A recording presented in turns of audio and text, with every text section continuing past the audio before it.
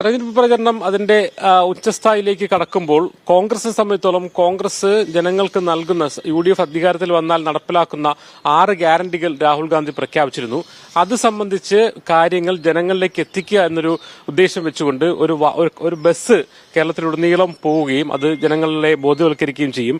പ്രധാനമായും 6 വാഗ്ദാനങ്ങൾ. ഒന്ന്, എല്ലാ കുടുംബങ്ങൾക്കും 25 ലക്ഷം രൂപയുടെ ഉമ്മൻചാണ്ടി ആരോഗ്യ ഇൻഷുറൻസ് എന്നതായിരുന്നു രാഹുൽ ഗാന്ധി പ്രഖ്യാപിച്ച ഗ്യാരണ്ടിയിലെ ഒന്നാമത്തെ ഒരു കാര്യം.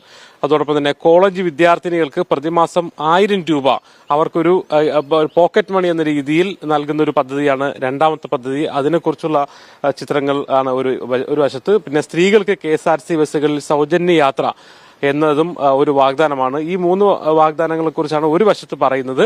ഇതിന് പൊതുവെ ഇന്ദിരാ ഗ്യാരണ്ടി എന്ന പേരിലാണ്, പുതുയുഗ കേരളത്തിന് ഇന്ദിരാ ഗ്യാരണ്ടി എന്ന പേരിലാണ് അവർ ഈ പദ്ധതികൾ നടപ്പാക്കുന്നത്. ബാക്കി 3 വാഗ്ദാനങ്ങൾ, 3 ഓഫറുകൾ ഈ മറുവശത്തുകൂടെ കൊടുത്തിട്ടുണ്ട്. അതിൽ ഏറ്റവും പ്രധാനപ്പെട്ട ഒന്ന് പറയുന്നത് ക്ഷേമ പെൻഷൻ 3000 രൂപയെ വർദ്ധിപ്പിക്കും എന്നുള്ളതാണ്. കാരണം ക്ഷേമ പെൻഷൻ UDF അധികാരത്തിലെത്തിയാൽ അത് ഒഴിവാക്കുന്ന രീതിയിൽ LDFന്റെ ക്യാമ്പുകളിൽ പ്രചരണമുണ്ട്. മാത്രമല്ല അവർ ക്ഷേമ പെൻഷന് എതിരാണ് UDF എന്ന രീതിയിലും പ്രചരണമുണ്ട്. അത് മറികടക്കാൻ കൂടിയാണ് അവർ നേരത്തെ തന്നെ 2000 രൂപ എന്നുള്ളത് 3000 രൂപ ആക്കാൻ ഉയർത്തുമെന്നുള്ള ഒരു വാഗ്ദാനം നൽകിയിരിക്കുന്നു. മറ്റൊന്ന്, യുവാക്കൾക്ക് അവർ ബിസിനസ് സംരംഭങ്ങൾ ആരംഭിക്കുന്നതിന് വേണ്ടി 5 ലക്ഷം രൂപയുടെ പലിശരഹിത വായ്പ നൽകുമെന്നുള്ളതാണ് ഒരു 5ാമത്തെ വാഗ്ദാനം. മറ്റൊന്ന് പറയുന്നത് മുതിർന്ന പൗരന്മാരുടെ ക്ഷേമത്തിനായി പ്രത്യേക വകുപ്പ് നൽകുമെന്നുള്ള. ഇത് ഈ ഒരു രാഹുൽ ഗാന്ധി പ്രഖ്യാപിച്ച UDF അധികാരത്തിലെത്തിയാൽ നടപ്പിലാക്കുമെന്ന് പ്രഖ്യാപിച്ച ഗ്യാരണ്ടികൾ, ആ ഉറപ്പുകളെ അത് സമൂഹ മധ്യത്തിലേക്ക് എല്ലാവർക്കും എത്തിക്കുന്നതിന്റെ ഭാഗമായിട്ടാണ് ഒരു വാഹനം പ്രചരണം അവർ ഏർപ്പെടുത്തിയിരിക്കുന്നത്. അങ്ങനെ ഇന്ദിരാ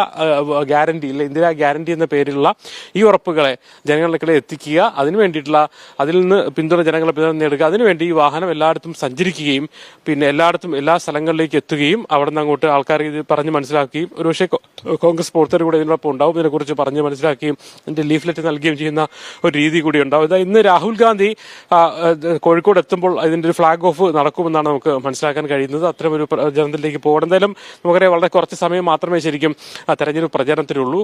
മാത്രമല്ല തങ്ങളുടെ വാഗ്ദാനങ്ങൾ, ഓഫറുകൾ അത് കൃത്യമായി തന്നെ ജനങ്ങളിലേക്ക് എത്തിക്കുന്നതിന്റെ ഭാഗമായിട്ടാണ് ഇത്തരം പ്രചരണ രീതി സംഘടിപ്പിച്ചിരിക്കുന്നത്. നമുക്കറിയാം, കർണാടകയിലും തെലങ്കാനയിലൊക്കെ തന്നെയും ഇത്തരം ഗ്യാരണ്ടികൾ നൽകിക്കൊണ്ട് അതാണ് ഒരുപക്ഷെ കൂടുതൽ ആകർഷകമായത്. അത് പിന്നീട് ഭരണം അധികാരത്തിലെത്തിയപ്പോൾ നടപ്പിലാക്കുകയും ചെയ്തു. അതുകൊണ്ട് തന്നെ കർണാടകയിലും തെലങ്കാനയിലും ഈ വാഗ്ദാനങ്ങൾ നൽകുകയും അത് നടപ്പാക്കുകയും ചെയ്തൊരു കാര്യം കൂടി പറഞ്ഞുകൊണ്ടാണ് കോൺഗ്രസ് ഈ ഒരു പ്രചരണവുമായി രംഗത്തിറങ്ങുന്നത്. എന്തായാലും ആകർഷകമായ യുവാക്കൾക്ക്, വിദ്യാർത്ഥികൾക്ക്, അതോടൊപ്പം തന്നെ സ്ത്രീകൾക്ക്, മുതിർന്ന പൗരന്മാർക്ക് തുടങ്ങിയ എല്ലാവർക്കും ആകർഷകമായ രീതിയിലുള്ള ഓഫറുകൾ, വാഗ്ദാനങ്ങൾ, ഗ്യാരണ്ടികൾ നൽകിക്കൊണ്ടാണ് കോൺഗ്രസ് തെരഞ്ഞെടുപ്പ് പ്രചരണത്തിലേക്ക് മുന്നോട്ട് പോകുന്നത്. എന്തായാലും അതിന്റെ പ്രചരണ വാഹനം സജ്ജീകരിച്ചിട്ടുണ്ട്. ഇനി എല്ലായിടത്തും ഓരോ കവലകളിൽ എത്തുകയും ഈ പ്രചരണം സജീവമാക്കുകയും ചെയ്യും.